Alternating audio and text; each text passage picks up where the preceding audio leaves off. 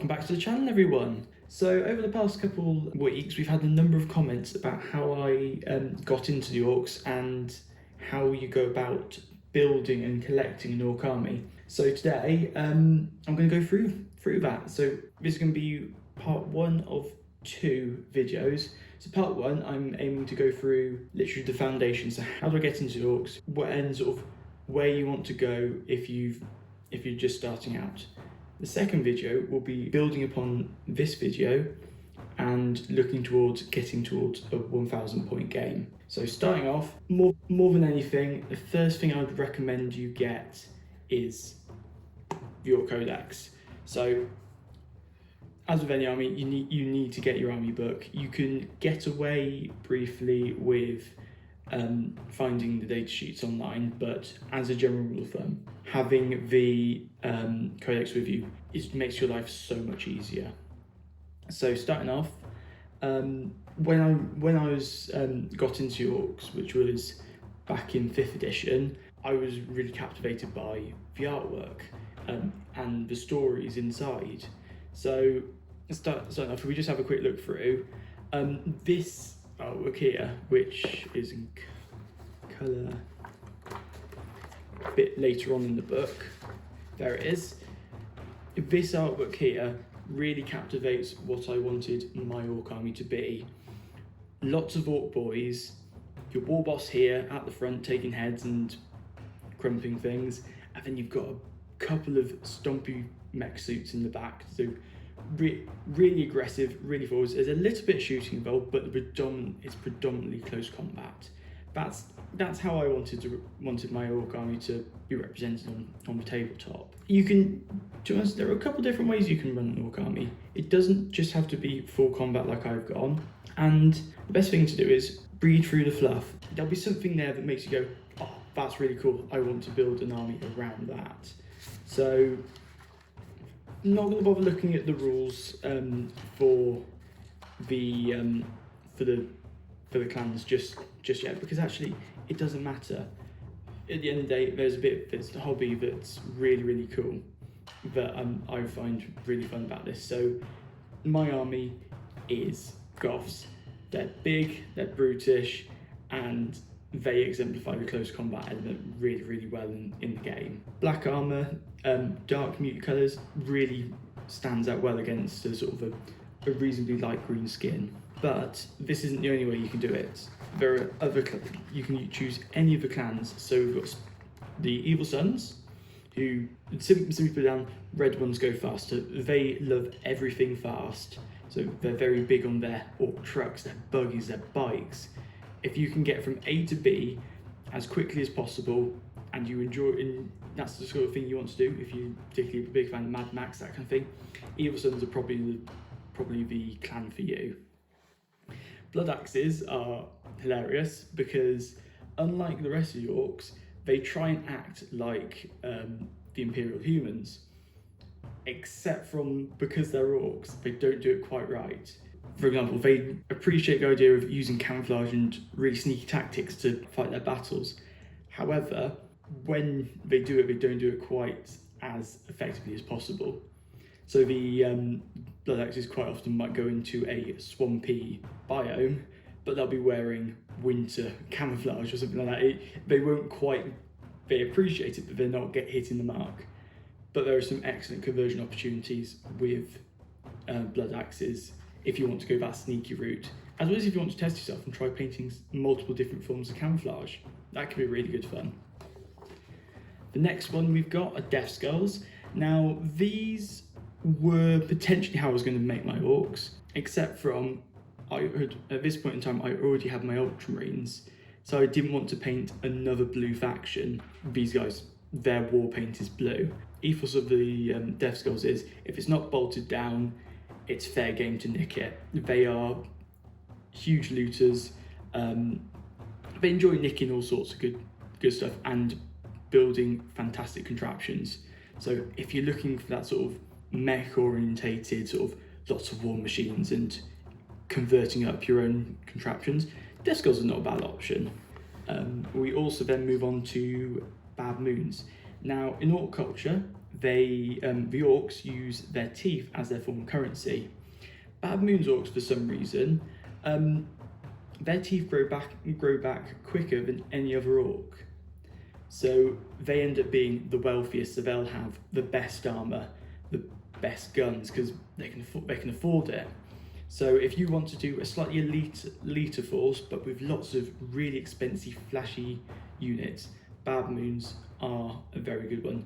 And also they fill the role as, I wasn't going to say too much about tactics, but they do fill the role as the primarily shooting faction and shooting clan of the Orks. The Death Skulls kind of fill that role, but the Bad Moons do it slightly better at the moment in time. You then come to the Snakebites, they're your backwards, old school. They're a bit sceptical about technology, so they love running their squigs. They can squig. I've said you do a little bit of tech, but it's not masses. If you just want lots and lots of Ork boys, this could be a way to go. And finally, as a bit of a sub faction, you've got the Freebooters, who are basically your Orky space pirates, which it is what it is. It is awesome. If you want to do an army of Orky space pirates going around looting and pillaging, you can't say no to some Freebooters. But as I said, my faction was Goths, so emphasize big brutes, get into combat, break some heads, jobs are good, and actually they were a really nice sort of alternative force to my Ultramarines. So my Ultramarines were very much a shooting faction, the Orks were getting close and have some fun. So that's just a little bit brief look at the Ork Codex. Honestly, this is all you need. At this moment in time, there is Saga of the Beast, which is a supplement from the Psychic Awakening series. That gives the Orks a lot of special rules, which will sort of give you extra bonuses. But honestly, don't worry about that if you're just starting out. Just start with the Codex. It's good enough for what you need, really. Anyway, this is about making it as entry-level friendly as possible. So just start the Codex. Next, we come on to what you're going. So this one I had luckily in the back cover because I was working on it. This is your Start Collecting box set that you guys probably, if you're starting out, Start Collecting box set is a cracking place to go. You get a Pain Boy, set of 5 Ork knobs with a ammo runt, 11 Ork boys, and a Death Dread. It's a decent value. Currently at the moment it is rocking in at £55 off the GW website if I remember rightly. Fairly sort of standard pricing. It's definitely one of the cheaper ones. And actually £55 you get that. That's fairly decent in my mind.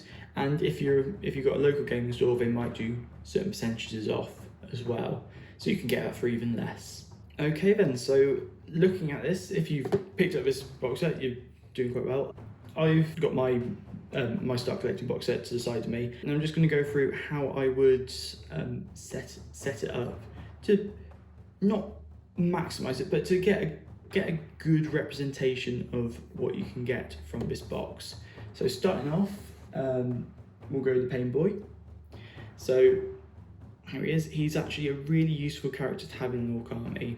So he's able to heal models, as well as give them a Feel No Pain, which effectively means that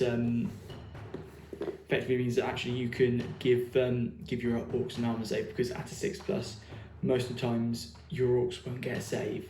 So he's a really useful utility character to have in your force. Next up, you get a set of 11 Ork boys. So I've done these with a mixture of sluggers and choppers and shooters. So we've got one here with the slugger and chopper. So fairly close combat, we're rocking in with a fair chunk of attacks, and ideally this is the slugger and chopper is probably the way you want to go, and is the way that, especially for my Orks Goths, is really the way to maximise their effectiveness. However, for a bit of hobby variation, and actually occasionally running shooters can be useful, we've got got some shooters here which are effectively Assault 2 bolters. They're nothing special with your ballistic skill, but they can be quite useful. And say you're running Bad Moons or Death Skulls, they can be actually not too bad. In that box set, you also max to a model which can take a special weapon, so that's either going to be a big shooter or a rocket launcher.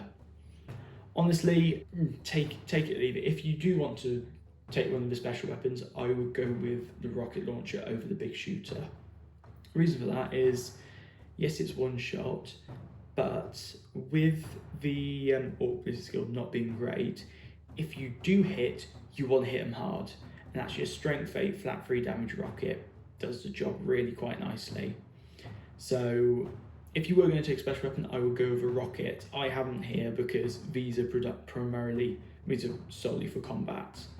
You also get the box's equivalent of a sergeant, which is the boss knob, which is literally just an orc boy with a slightly bigger torso piece. With this one here, I've just built him as another orc boy because there's a little nifty trick I'm going to show you. The orc knobs kit as a unit, they're all right. There are better options to take in the Codex. However, these guys make excellent sergeant models for your units. They come with all the cool combat gear, so they come with big choppers, they come with the power claws, they come with some of the custom shooter weapons as well. They are a really great source of bits. So while the unit is all right, the bits that their kit gives you as an Orc player, you will love the Orc Knobs kit. So as an example here is one that I made from the Orc Knobs kit, and he is the sergeant from my boys mobs. So he literally is just stock out of the box. I've given him a big chopper just to act as a general sort of beat stick, and he can quite happily fit in there, and he makes a really cool sergeant model for that unit. Here's another one, similar sort of thing, big chopper. I haven't got any of the power claw knobs painted up, but either a big, if you were to build up your Orc Knobs kit, pair of big choppers, pair of power claws, and then the last one, you can do what you want really. You could leave him stock with just a slug and chopper, you could give him one of the shooting weapons. Honestly, doesn't matter, it's your choice. You do your hobby and make it what you'd like. Just pop them over here, because we then come on to Death Dread. So this one's my one here, because because my army is Goths. I've kit this one out for pure close combat, so I've given him the four combat arms, and he's done really well as a unit. They're relatively cheap, they're about 105 points, kit out with all combat weapons. You can add, it comes stocked with 2 combat weapons, and then 2 weapons underneath you can exchange for big shooters, scorchers, rocket launchers, all that sort of stuff. There is an argument for taking some of the shooting weapons, but like I said, my army is Goths and they are decked out for combat, so it made sense for me to build him as he is. So that's him.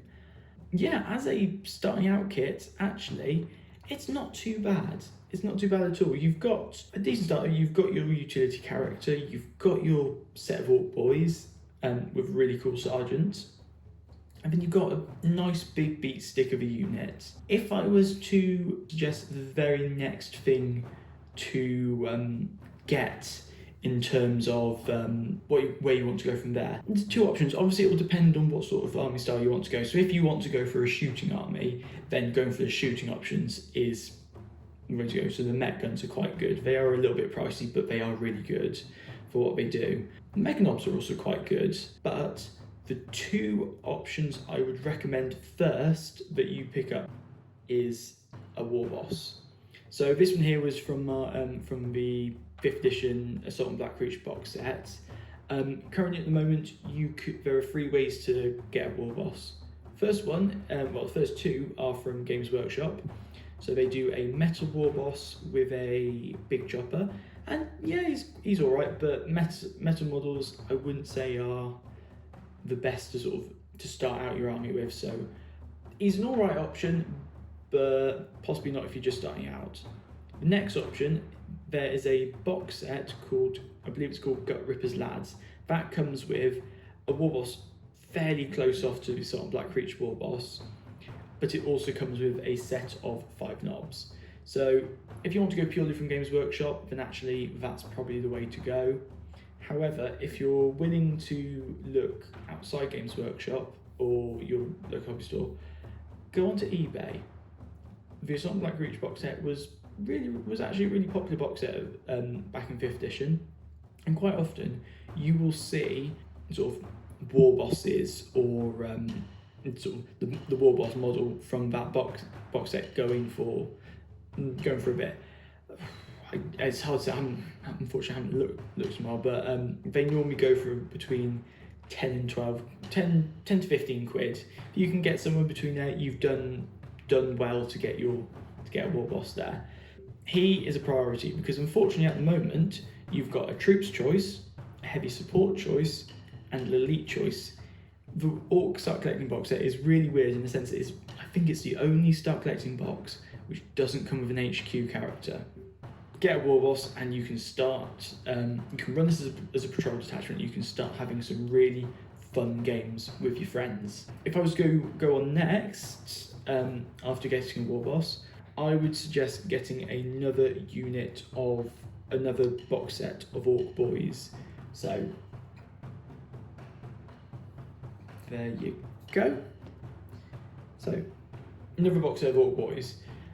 Orcs as a faction, they are a shooting faction. They, unlike say Space Marines, they don't do you can't rely on the individual model to get the job done, unfortunately. So they work by using them as hordes. So if you were to have 2 boxes of Orc boys and Orc Knob alongside a war boss, that there is, I would say that's getting towards a really solid force for playing your first couple of games of 40k. Now, the reason I asked is how much you want to spend is because you can either buy the Orc boys set separately and just get 11 Orc boys, or the pricing works out pretty much identically, so you're not paying any extra for the other models. But you could just get another Start Collecting box set, and that way you'd get a war boss, and well, you've got your war boss, your 10 Orc boys, your Pain Boy, your Death Dread. You would then get your 10 Orc boys, another Pain Boy, which you don't necessarily need to use, but you could use them to convert into another Orc Boy or another character if you wanted to. You then get a second Death Dread. So this one here is one that I've most recently painted up to act as a buddy for my most current one. And the Death Dreads work really well as a pair. If they stomp around, they will cause a lot of carnage together. So this here is roughly about 500 points, or about 25 power level, which is kind of where your combat patrol games are. And that as a force, you're looking just over £100 for your combat patrol army, and you can get them quite easily from 2 Start Collecting boxes and then just purchasing a war boss. So that would be how I would start off your army, and actually from there you've got a nice core. You can then experiment around. You could get some trucks to go with your Orc boys. You could invest in mech guns or Meganobs or something like that to add some real combat punch. But that as a force, you could quite happily play a couple of games of combat patrol and you would have an absolute laugh. And that's what the Orcs are about. They're about rolling some dice, having a laugh and enjoy playing the game. Okay then, so thank you very much for watching. Hopefully that was insightful. If you've got any further questions, pop them down in the comments below, and I will see you for part 2.